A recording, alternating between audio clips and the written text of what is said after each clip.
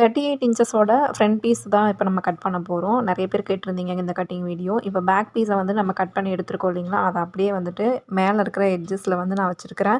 Cross கட்டிங்கிறதுனால நான் கிராஸாக போட்டிருக்கேன். பேக் பீஸை இந்த மாதிரி துணியில் போட்டுட்டு ஷோல்டர், ஆர்ம் ஹோல் 2 எட்ஜஸ் இதோட அவுட்லைன் மட்டும் ஃபஸ்ட்டு மார்க் பண்ணிக்கோங்க. ஃப்ரண்ட் நெக்குக்கான ஹைட் வந்து இந்த மாதிரி டாட் வச்சு அளந்து மார்க் பண்ணிக்கோங்க. ஃபஸ்ட்டு வந்துட்டு ஊக்குப்பட்டி சைடு வரும்போது ஒரு 1/4 இன்ச்சுக்கு உள்ளேயும், வெளியில் அவுட்ரு சைடு வந்து பார்த்திங்கன்னா 1/4 இன்ச்சுக்கு வெளியிலையும் மார்க் பண்ணி இந்த மாதிரி டாட் போட்டு கோடு போட்டுக்கோங்க. ஃப்ரண்ட் பீஸோட ஹைட்டுக்கு 12.5க்கு மார்க் பண்ணி நான் வந்துட்டு ஒரே ஸ்ட்ரைட் கோடு போட்டிருக்கேன். அதுலேருந்து 2 எட்ஜஸுக்கும் 2 இன்ச்சுக்கு நான் வந்து மார்க் பண்ணிவிட்டு இந்த மாதிரி கிராஸில் வந்துட்டு கோடு போட்டு ஜாயின் பண்ணியிருக்கிறேன்.